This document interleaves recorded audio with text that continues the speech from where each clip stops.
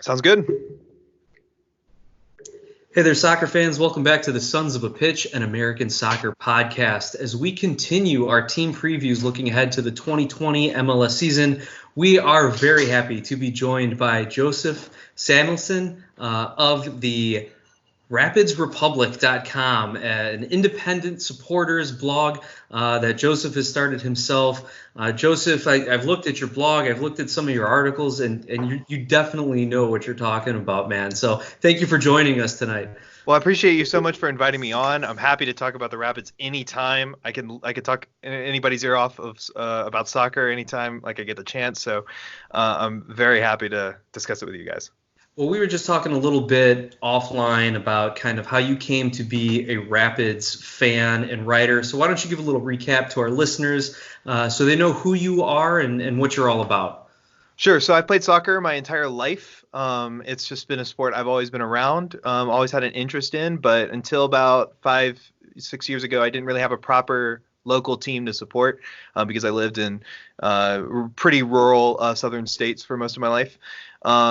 And when I moved to Colorado, went all in on the Rapids. And after watching them for, long enough, I just sort of got the itch to start writing again because it was something I did a lot in college and doesn't really give me too many. My current job doesn't really give me a lot of options to do sort of like creative writing. So started the Rapids Republic as a sort of way to, keep myself fresh in the writing game and just keep my just write more about soccer because I always feel like there's more to say than what's being said. And I'm very happy that MLS is rapidly increasing in popularity, and now we're getting more and more people, including on this podcast, talking about the league. So that was just the goal, and that's where we are now. That brings us to here. That's awesome, and that's exactly kind of our position and where we came from too. I'm a lawyer, Mike's an accountant, so this is our creative outlet, and our goal here is to continue to grow the conversation, to grow the sport through conversation. And so we're happy that you're here to help us out. For our listeners, you know the format of our team previews here. We're going to look at players in, players out. We're going to look at the DPs, some of the potential breakout youngsters, maybe some projected lineups, and then just kind of give the floor and the ceiling of how everything shakes out for the Rapids. So, Mike, you're here as well, of course. Last but not least, the introduction here for my fellow host and good friend. So, Mike, why don't you start us off with some roster talk here with the Rapids, and then we can get Joseph's take on everything else as well. All right. So, lots of movement in and out for the Rapids. A lot of good moves in from what I'm seeing.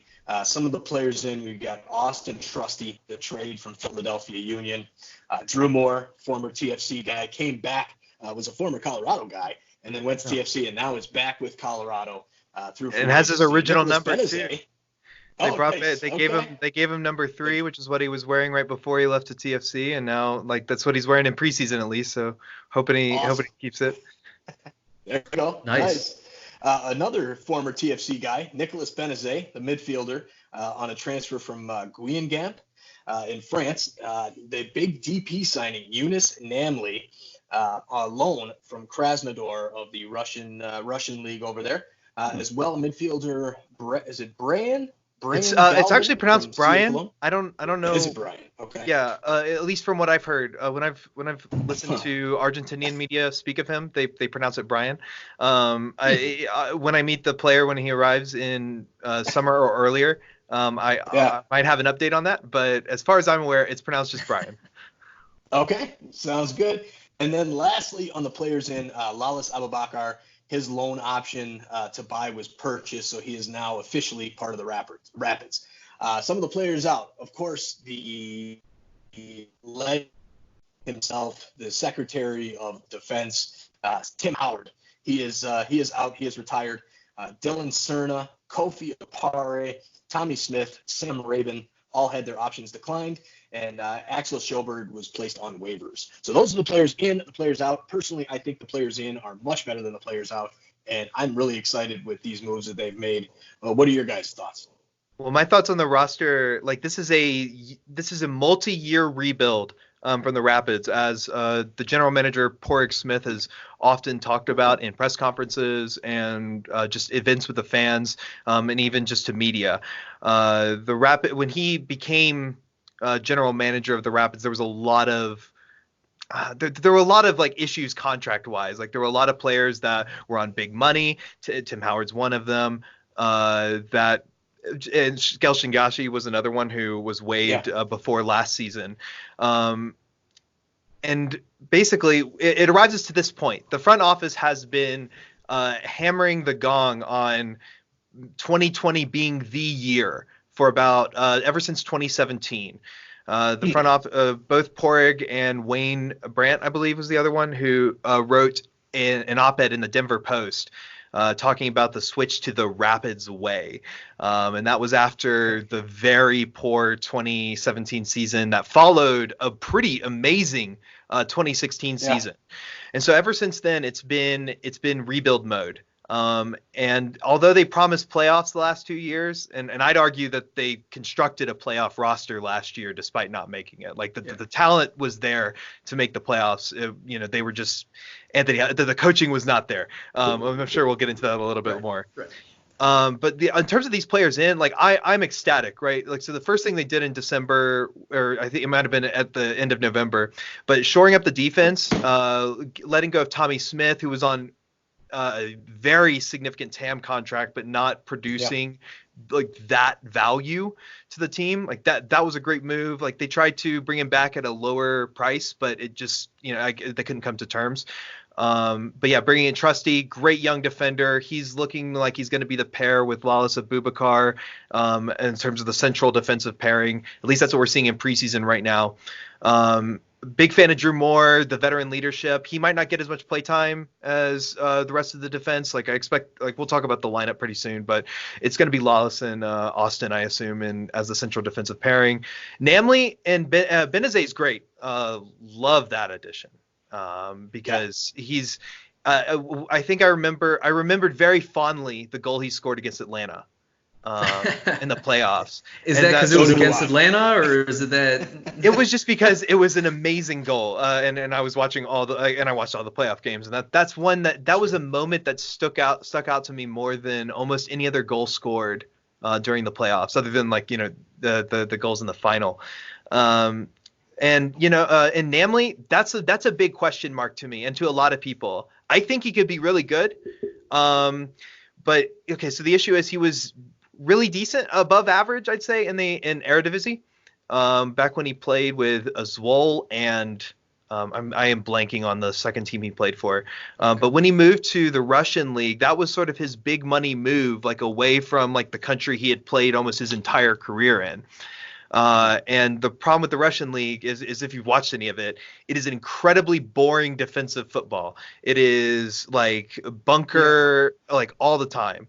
And I've seen a lot of players come out of the Russian league who are highly touted, who are supposed to be big signings, and just kind of flounder once they get either to, say, an American league, MLS, Liga MX, South America, or if they go to like a Big Five league. Like I'm a huge Everton fan in the Premier League, and they signed a couple strikers from the Russian league not too long ago and just were utter failures in the Premier League. And maybe I'm a little biased against that league because of how it impacted my Premier League team. But you're right. It doesn't seem like the game translates, but we'll see how Namely can adjust to being in the MLS with the travel schedule, with just the way we're constructed over the summer and things like that. Yeah. And the issue from what I've heard from speaking to actually several Americans who have moved to Russia, who I contacted on Twitter, they said that it is not a place for creative players like that just create their league is where like creates like your number 10s, your like advanced wingers. It's where they go to die. It's like where their careers go to die. So that's how they like treat it. And if you look at like top goal scoring numbers from the Russian league, they are rarely like amazing. We're talking like the amount of goals that Kai Kamara scored for the Rapids last year would have been in contention for the Golden Boot in Russia. And now like 12, 15 goals or something like that. Exactly. And the Rapids were like did score a lot of goals last year. Don't get me wrong, and like that's one of the team's big strengths going into this year is that they only added attacking players. They didn't lose any of their like huge goal scorers that came. Like the Rapids scored the third most goals in MLS last year, tied with 4 other teams. The problem is their defense was terrible, especially during the first 8 games of the season under Anthony Hudson. Right, and that was something that's a great segue, something that they were able to rectify through the firing of Hudson, bringing in their new coach. It looks like he was able to kind of establish more of that culture, more of, like you said, the Rapids way, and hopefully building on that. And they brought in the right players. It looks like it's the right combination. And you spoke to the goals being scored. I think that's something that I look at when I'm judging teams and standings is goal differential. And if you see a team with a good goal differential, you know they're going to be at the top half of the table. Unfortunately, the Rapids had those defensive breakdowns and that they're looking to shore up this upcoming season. I think go ahead. Oh no, I was just going to kind of transition a little bit because we've talked kind of about the main roster moves and with Namely being probably their top designated player, as well as with Brian Galvin. Like, what youngsters do you think are going to make an impact on this next season? Who's going to break out? Who's the name that we need to know? Sure. So the Rapids have been, as part of the Rapids way, putting an extraordinary emphasis on homegrown players. A huge, like they signed, I believe, like 5 or 6 in the last like 3 years. So we have Courtney Ford, who's a defender who had a pretty good season, pretty good time on the pitch, like his first 2 years, and then sort of fell off he got injured last season. And so he was out for the entire year, and he was expected to be, like he was expected to break out last season. Like that was going to be the year where he broke out. So that might be like sort of a dark horse candidate to come back in. I'd say Cole Bassett is definitely the person to watch for. As far as Sam Vines and Andre Shinyashiki, I think they're both of them are pretty much like in the mix for the team already. Like I think they both had really good seasons last year. I don't know if you could call this coming year them breaking out, but Cole Bassett, 100% is who'd I expect to have a great season because he's been all over Europe training with teams in England and in Germany. There are lots of coaches that have like expressed praise for him outside of the Rapids organization. Everybody seems very high on him, and he will definitely be like the first option off the bench in central midfield for the team all year. Okay. Obviously, Kellen Acosta is going to be your primary box-to-box midfielder. Bassett doesn't really play like a deep-lying playmaker role often. He occasionally played that under Hudson, but we haven't seen it under Frazier yet. Point is, like, while he's not the locked-in starter yet, he's definitely a guy to keep an eye out for as with MLS's new schedule, with so many midweek matches, fixture congestion is a huge thing. He's going to get tons of game time. Same would go for Jonathan Lewis, who also isn't a locked-in starter. But yeah, those two in addition to Ford as sort of a dark horse candidate would be who I'd be watching out for this season. Yeah. What were your impressions of Vines with the U.S. team? Oh, I thought Vines was fantastic. I think he's exactly what you want in a left back.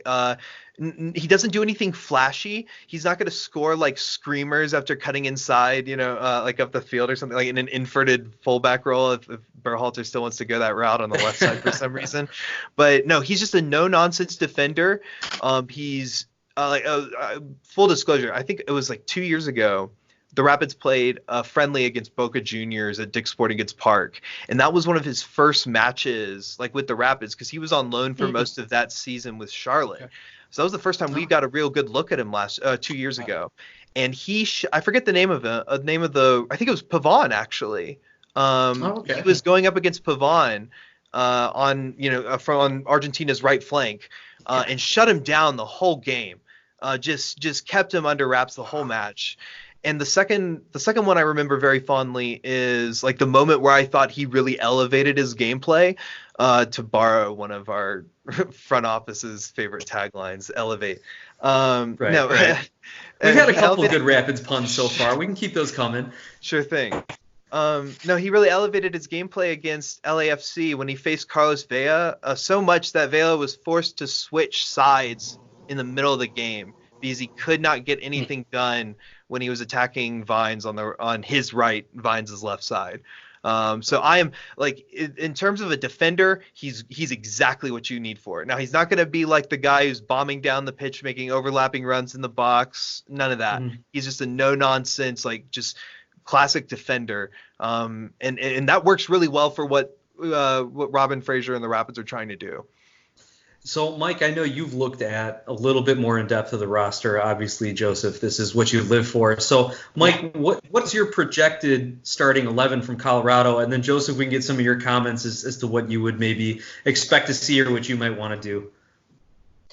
Yeah, so I actually the way that I'm going through these previews, as I've mentioned before, is to just go to the last game that this team played and use that formation. So going back on MLSsoccer.com, the last game of the season, which unfortunately was not a good game for the Rapids, That's true. 4-2-3-1. So that's kind of the lineup that I went with in my prediction, projected 11 there. I think in goal, I think I got to go with Clint Irwin.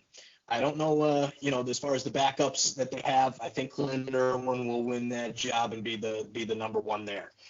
Left back, obviously Sam Vines, as we were just talking about. Center backs, Trusty and Abubakar, and then Keegan Rosenberry on the outside there. The two backs, if they go this 4-2-3-1, I think Price and Acosta in those two spots. Then on the wings, you've got Benazet and Lewis, with Namely in the middle, kind of as that like number 10. And then up front, I got Kamara up front, but I know, the Shinishiki takeover there. Is Rubio the guy there? It's kind of an open play at that position. So those are kind of where I'm thinking. What are you thinking, Joseph? Okay, so I really like a lot of what you're saying. I would make I think 4 notes. The first note I would make is that Frazier, in terms of the interviews he's been having with like The Athletic in particular, is the one I'm referencing here. He's basically committing to a 4-3-3. Now practically that's gonna look a lot like the 4-2-3-1. But the big distinction there that I just want to be clear on is that like the 3 midfielders, you sort of have 3 different roles there. You have the defensive midfielder, which is going to be, or deep lying playmaker, which is going to be Jack Price. He's going to be the midfield fulcrum in the Rapids' possession.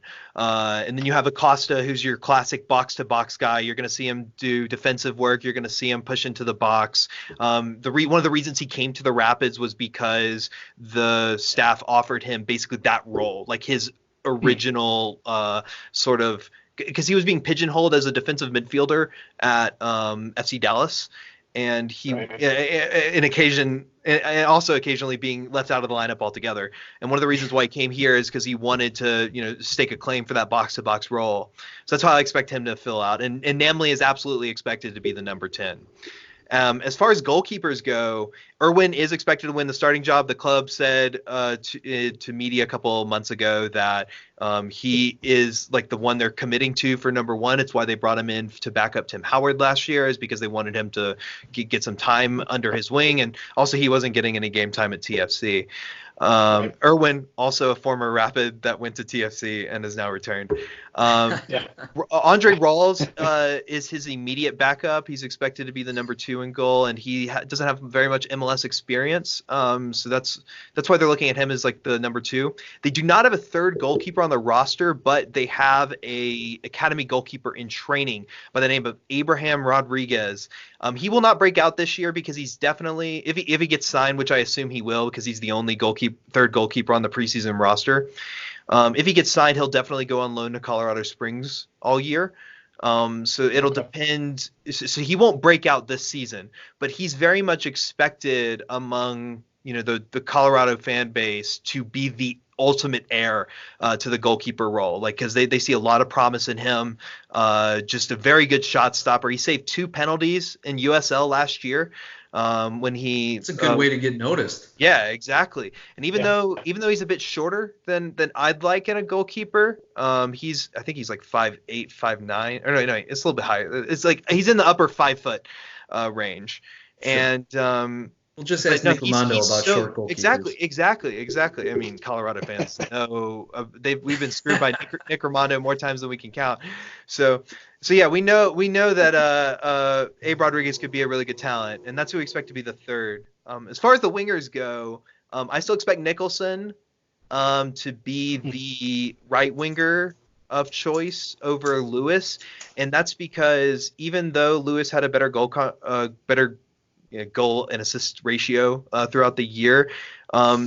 Both Connor Casey, who was the interim after Hudson left, and Robin Fraser both preferred Nicholson more often. And I think one of the reasons is because he tracks back so much. He offers a lot for the defensive side of the ball, whereas Lewis, it's fine. They're different players and they offer different things. But that's why Lewis was sort of used as a super sub for most of last year.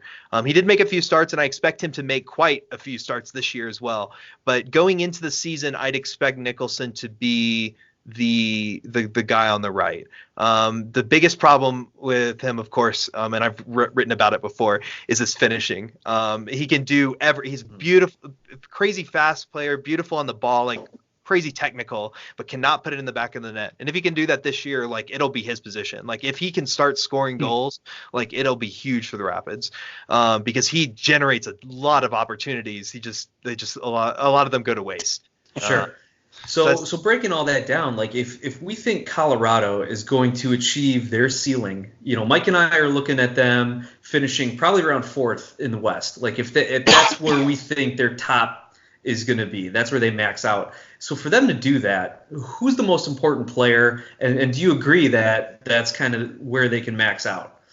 Well, I saw in your notes, I think you guys think that Namely is the most important player. I agree with you in terms of reaching the ceiling. I think without Namely, the Rapids are still a playoff team, if that makes sense. Like I think it would be a huge hole if they lost him, because the only other the immediate natural 10 replacement would be either Mosqueda or Rubio as sort of a shadow striker.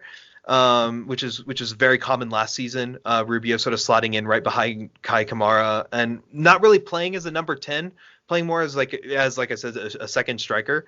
But so the loss of Namely wouldn't be heartbreaking in so far as I think the team would still be good, but I think it would impact their ceiling. So I think I could see the Rapids bold, but I could see them finishing as best case scenario as high as third. I think the West is getting a little bit weaker this season. LAFC is really good. Seattle will always be hard to contend with. But what I come back to is the fact that the Rapids were scoring buckets of goals with a worse attack last year, and we're conceding loads of goals with a worse defense, and still we're 2 results away from making the playoffs on the final day of the season. I mean, that is remarkable to me that a team could start out winless in their first 8 or 9 matches and still be in contention on the final day. And that really screams to me like how good this roster is. And the fact that they didn't lose any of the major players last year gives me like a lot to be optimistic about. As far as their floor goes, like we discussed this a bit over Twitter DMs. I think the floor of this team is a playoff team. Like I would be pretty sure. Like I think a substantial like circumstance would have to happen for the Rapids to not make the playoffs this year, because of all the talent that's there. There would have to be a dramatic implosion, and obviously like soccer, you never know what's going to happen, and on any day any team can win. But the way I look at this team, it is a strong roster. They've got a really quality coach, I feel, in Robin Fraser. Like he really knows. Yeah, I feel Robin Fraser really knows what he's doing, and I think he proved that when he came in and won 5 out of 7 games when he coached the Rapids. So now, Mike, you're not as optimistic about the Colorado Rapids, and maybe that's because you're living over here in your Eastern Conference, Toronto FC, Redsland, or anything like that. Mike, why do you have a different take on the Rapids season? Yeah, I think that they could fall a little bit further than 8th, just based off of how I disagree with you as far as the West, kind of going down. I think it's getting better. Sure. I think that you've got a few teams there. Obviously, you've got LAFC and Seattle that you mentioned, but you got the Galaxy, who have really underperformed over the last couple of years with the talent that they have. Minnesota was a playoff team last year. Yeah, they lost some pieces, but they still have a good core. You've got FC Dallas. You've got Houston. You've got a lot of good teams. Houston's offense looks just crazy sick right now. So I think the West can shape out any which way. I've got them as their 14th, 10th.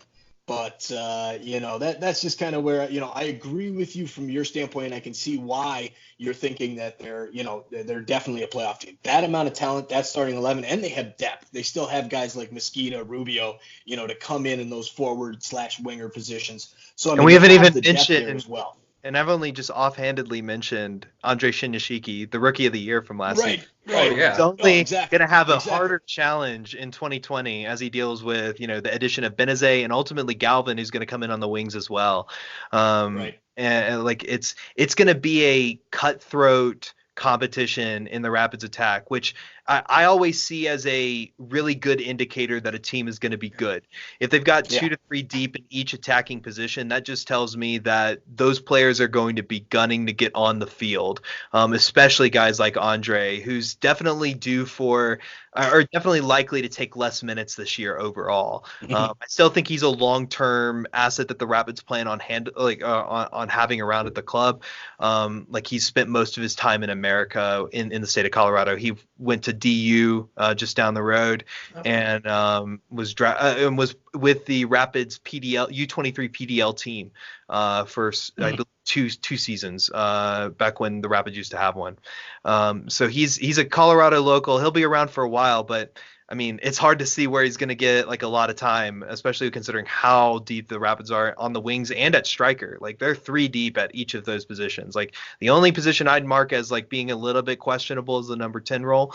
But even then, Mosquito, he's good.